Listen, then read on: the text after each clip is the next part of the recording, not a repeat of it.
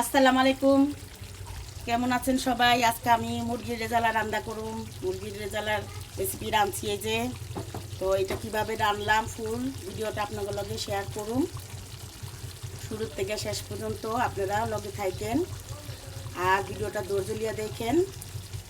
মানে অনেকদিন পর ভয়েস দিতেছি, তো ভয়েস ছাড়া ভিডিও কয়েকটা ছাড়ছি, তো মাঝে মধ্যে হয়তো ভুল হয়ে যাবো, গা ক্ষমা সুন্দর দৃষ্টিতে লিয়েন। লগে থাকেন, ঠিক আছে?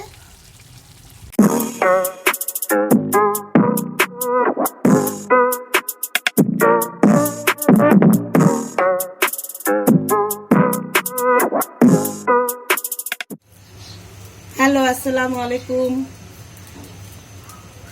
আমি ঢাকা ব্লগের পক্ষ থেকে ঢাকায় পড়লাম। আজকে আবার মুরগির রেজালা রেসিপি করুম, তো আপনারা লগে থাকেন। প্রথমে আমি ফ্রাই প্যান বহাইছি, আমি তেল দিয়ে দিব।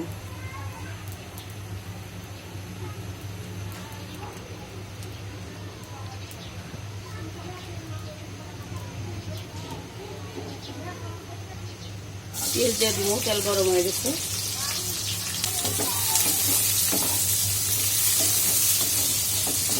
মুরগির রেজালা করণের লেগা পেঁয়াজটা কিন্তু একদম ভাজা ভাজা করতে হবে, মানে বেরেস্তার মতো করতে হবে।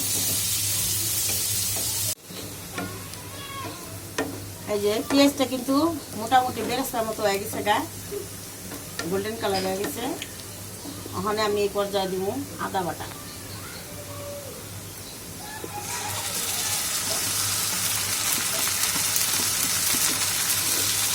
মুরগির মাংস এখানে আছে প্রায় 1.5 কেজি মতো, ওই কারণে আমি আদা বাটা দিলাম 1.5 কেজি চাল।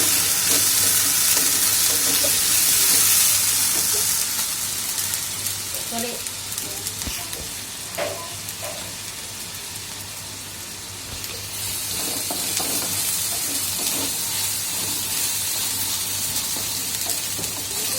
আদা বাটাটা দিয়া, আদা মানে আদার লগে রসুন আছে, আদা রসুন বাটা দিয়া আমি একটু সামান্য পানি দিলাম, অল্প পরিমাণে দিলাম।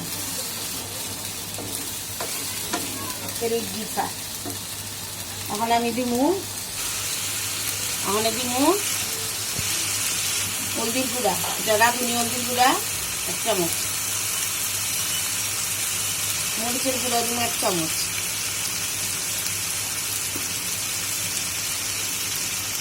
তারপরে দিব দইলার গুঁড়া 1 চামচ।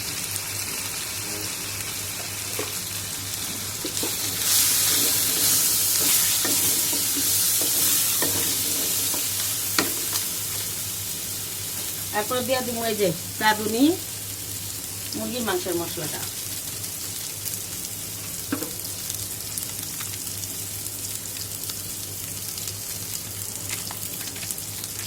পুরো প্যাকেটটা দিয়ে দিবি, এলে এটা 1.5 কেজি বেশি রান্ধন না। আবারও ইগিসা পানি দিয়ে দিব। মশলাটা তো কষানো লাগবে না, কষাইলে আবার বন্ধ দিব, ওই কষানোর লেগে দিয়ে দিতেছি।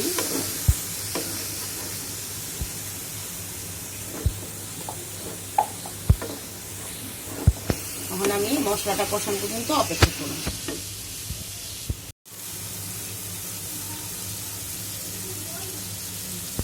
মশলাটা কিন্তু অনেক সুন্দর কষানো হয়ে গেছে, গা একদম তেল উঠাইছে উপরে। এরপরে যে আমি দিব টমেটো কুচি।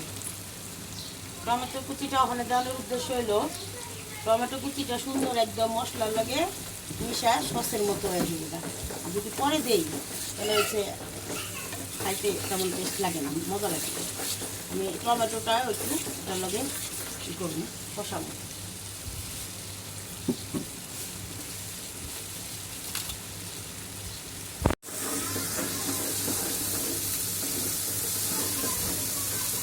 এই যে মশলা মোটামুটি ভাজা ভাজা হয়ে গেছে, হ্যাঁ লবণ দিয়ে দিই, লবণ দিয়ে নিলাম সময়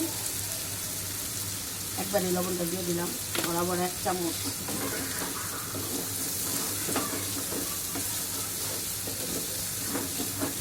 মশলার মধ্যে লবণ দিলে হয় কি, লবণটার মধ্যে মানে মশলার সাথে মিলা এটা তেলতেলা ভাব হয়, পানি পানি ভাব হয়, মানে ইয়ে হয় না, পুড়ে না। দিচ্ছি ওখানে এই যে মাংসটা দিয়ে দেবো, মুরগির মাংসটা।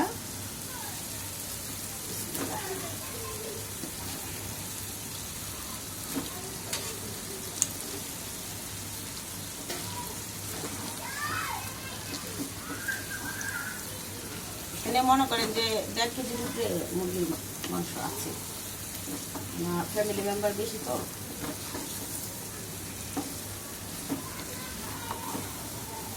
ব্রয়লার মুরগি এটা ওজন আছিল 2 কেজির উপরে। ওইখান থেকে আর কি ময়লা ছলা ফালা ফুলে টিকছে 1.5 কেজি। এখন আমি আরেকটা জিনিস করুম,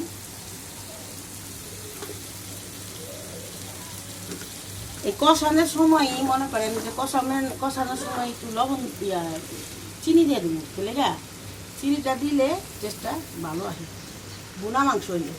অন্য কিছু তবে দিয়ে না, আলু তরকারি তবে দিয়ে না।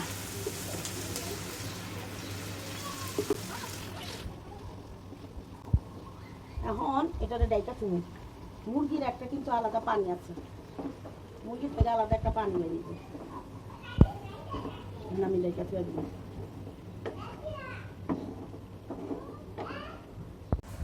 তুমি কি খাও? মজা মজা না?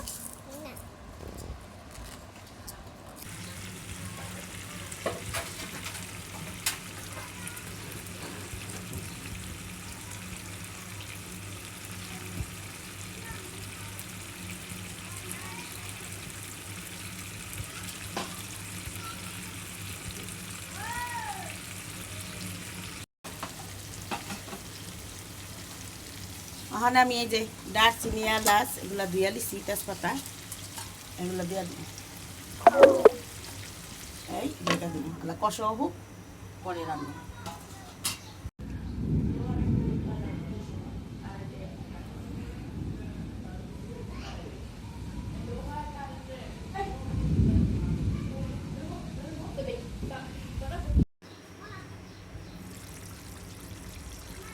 এই যে মাংসটা কিন্তু অনেক সুন্দর কষানো হয়ে গেছে, উপরে একদম তেল বসে উঠছে, তেল লাফও দিচ্ছে চুলার থেকে।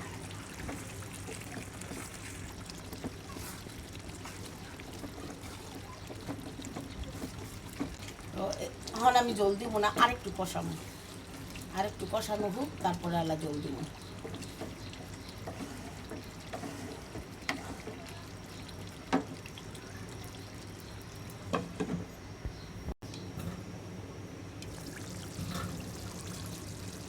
এই যে দেখেন গোস্তটা কত সুন্দর কষাই না হয়ে গেছে, একদম তেল উঠায় পড়ছে বললাম, বুঝছেন? যেরকমটা আমি চাইছি আর কি ঠিক ওই রকমটাই হয়েছে।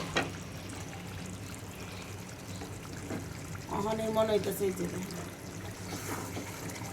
আমার কি হয়ে গেছে, আসলে না আমি বলবো।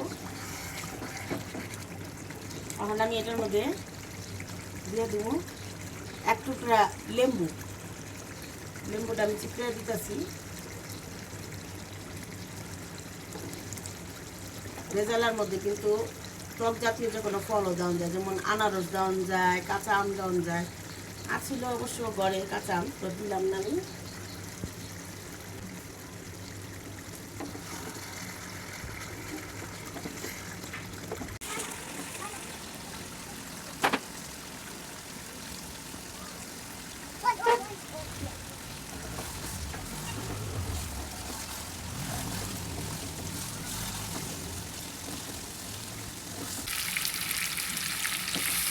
একদম বুনো হয়ে গেছে একদম, ঠিক আছে। এরপর যে আমি দিয়ে দেবো তরল দুধ, 1 মগ তরল দুধ দিয়ে দেবো।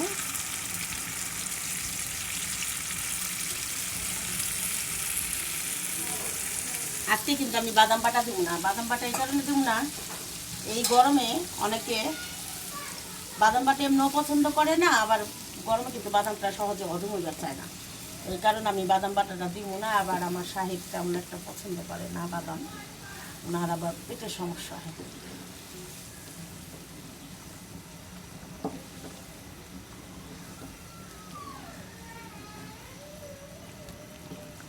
দুধটা দিয়ে একটু লাড়া দিয়ে দিতেছি। এখন এই যে অবস্থায় উপরে দিয়া এই কাঁচামরিচ ছড়াই দেবো, লাগাইতে হলাম। ঘন হয়ে গেলে জল রান্না শেষ হয়ে যাবে।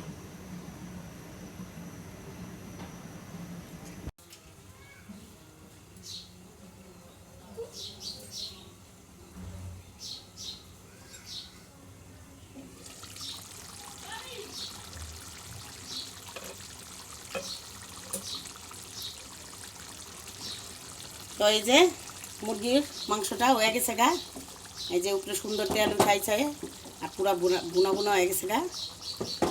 তো এই আছিল আজকের রেসিপি। আপনারা এইভাবে করে মুরগির রেজালা রাইন্দা খাইবেন আর আমার জানাবেন কমেন্ট করে কেমন হইলো। তো আজকের ভিডিওর সাথে থাকার লেগা অনেক অনেক ধন্যবাদ। সবাই সুস্থ থাকবেন, ভালো থাকবেন। আর এই গরমে সবসময় বাইরে গেলে ছাতা নিয়ে যাবেন, পানির বোতল, এবং বেশি বেশি শরবত, তরল পানীয় খাবার খাবেন, মশলা কম জাতীয় খাবার খাবেন। আমি যদি আজকে বিস্কুট রান্না করছি শুক্রবার বলে। সবাই ভালো থাকেন, সুস্থ থাকেন, সুন্দর থাকেন, আর ডাকে আপারে মনে রাখেন। আল্লাহ হাফেজ, আসসালাম।